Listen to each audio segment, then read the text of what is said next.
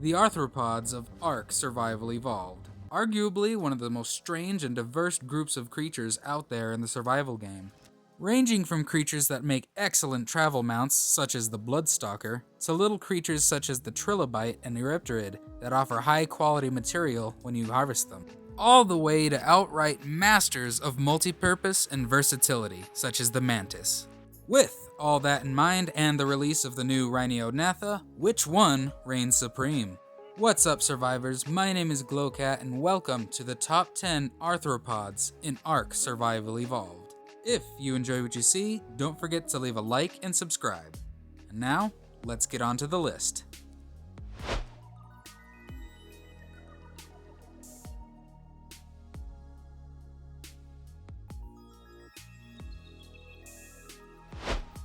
Coming in at number 10, we have the Trilobite. And no, it's not a tameable creature, but it can prove to be incredibly useful to the player early game for multiple reasons. First and foremost being it offers survivors access to 4 rare resources: chitin, silica pearls, black pearls, and oil. All of which you're definitely going to be using a lot later on in the game. That, coupled with the fact that Trilobite are actually pretty abundant, especially on maps like Aberration and Lost Island, survivors have a way to easily access these materials day one on their journey.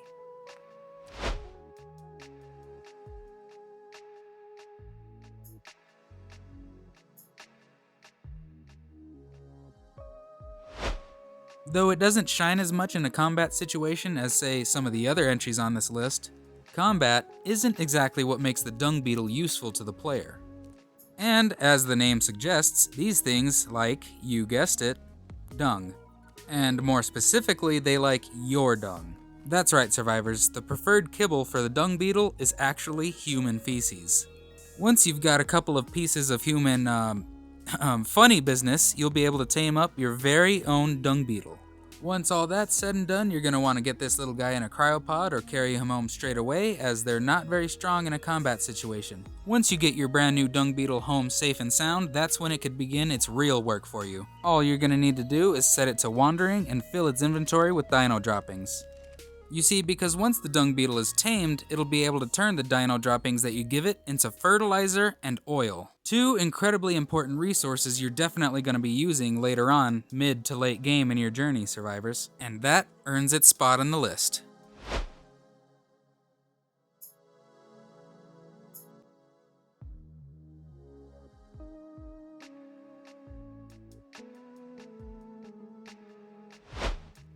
And coming in at number 8, survivors, we have the Araneo, the slightly squishy and chubby looking web-slinging spider of ARK. Wow, that was a tongue twister.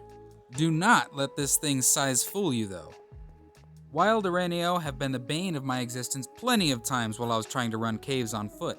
And to top it all off, the taming process for these things, while at the end of the day is pretty simple, takes a long time, survivors. Even on 3x like me.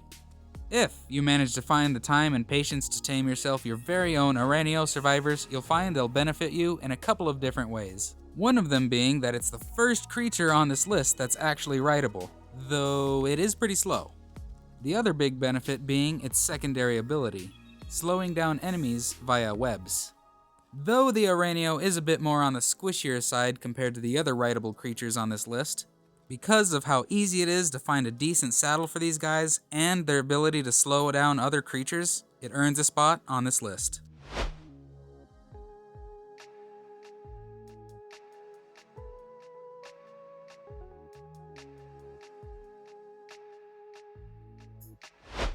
Similar in size and scale to the Araneo, but slightly tankier and tougher, comes the Pulmonoscorpius.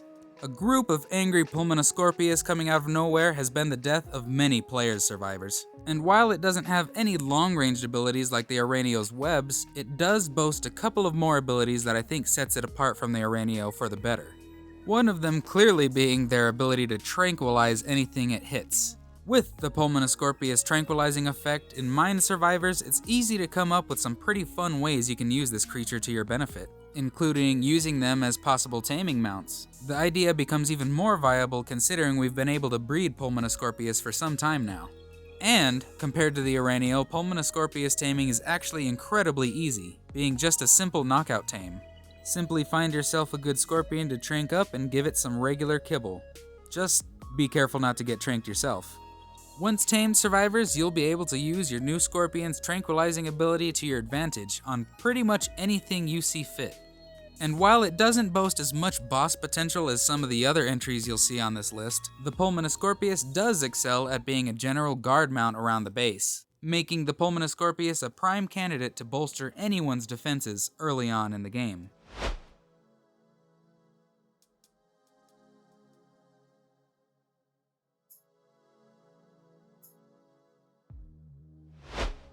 Here at number 6, survivors, is quite possibly one of the most terrifying creatures in ARK, coming in the form of none other than the Bloodstalker.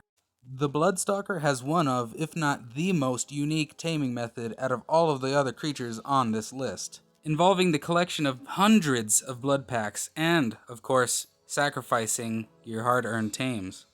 But it's all worth it though, because once you've got one of these things, oh man, you've got one of the fastest creatures in ARK. So long as there are plenty of ledges for the Bloodstalker to latch onto, it can easily get you from point A to point B in no time.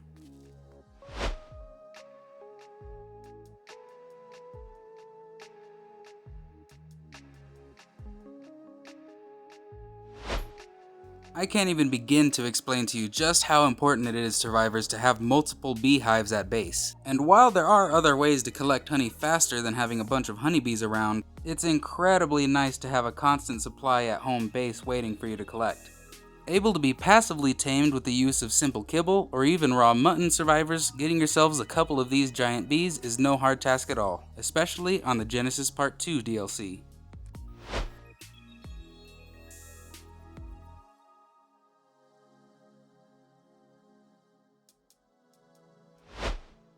Coming in at number 4, survivors, we got quite possibly one of the coolest creatures to come out of the Aberration DLC, the Karkinos. It's got a fairly easy taming method, similar to that of the rock elemental, and it's the largest tameable arthropod in the game, survivors. Once you get one of these things tamed, you'll find they make excellent travel mounts, as well as being pretty good tanks. As a bit of a bonus, they can pick up smaller creatures with their claws, including you. Taking full advantage of this ability makes for some pretty insane metal gathering with the Anki. With all things considered, survivors, the Karkinos excels at multiple things. It more than earns its spot on the list by not only being a good combat tame, but also being a good harvester and travel mount as well.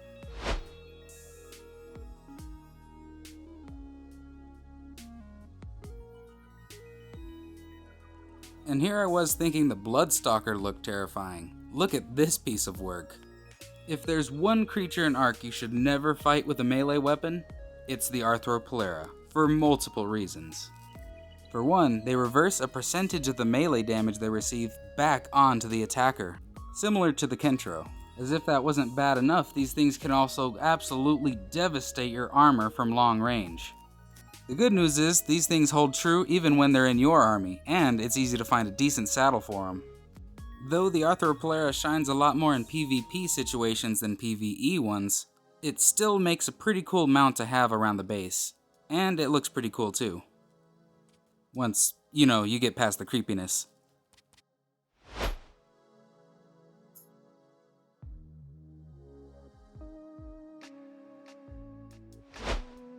Yes, the newest creature voted into ARK Survival Evolved, the Rhyniognatha. You can find these giant armored beasts flying around in the swamps of either the island or Lost Island, usually causing all kinds of trouble with the local wildlife.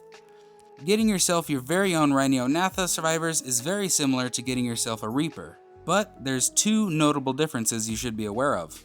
One being you'll need to find and hunt a wild Rhyniognatha to receive a Rhyniognatha pheromone. Two being, instead of you being impregnated, it's going to be your creatures this time. Once your new Rhyniognatha is raised up, you'll be able to use it for a wide variety of different tasks, survivors, including firing various projectiles of hardened resin and even coating yourself in a layer of armored resin. The new Rhyniognatha can even pick up some of your structures, survivors, similar to the Exomech, making this a must-have later in the game.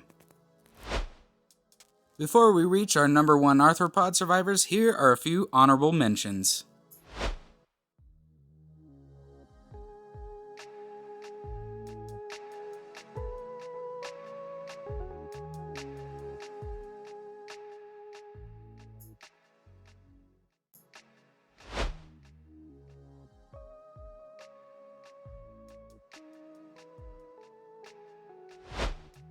There is nothing in ARK that screams multi-purpose quite like the Mantis does. Put a pick in their hand and you've got one of the most efficient harvesters in the game. Create the ultimate tranking mount by simply putting a club in their hands and sicking it on your enemy. Just remember to set them on only target conscious. But the real fun starts to happen when you put a sword in the Mantis's hand. Now we're talking. Equipping any Mantis with a sword adds on to its already fairly decent melee, making the Mantis the most viable creature for boss fights in this entire list. Despite its power, the Mantis is actually fairly easy to tame with the use of Deathworm horns, especially on the Fjordur map. Once tamed, I guess the real question would be, what can't your Mantis do? Use it as a harvester, use it as a battle mount, or even use it as a taming mount. You are free to do with it as you please. Such versatility to the player definitely earns the Mantis the #1 spot of top arthropod in ARK. Well, there you have it, survivors, the top 10 arthropods in ARK Survival Evolved. Of course, this was all opinion-based, but in any case, I hope you enjoyed the episode today. If you did enjoy the episode, don't forget to leave a like and subscribe. And, as always, stay surviving. I will see you in the next one.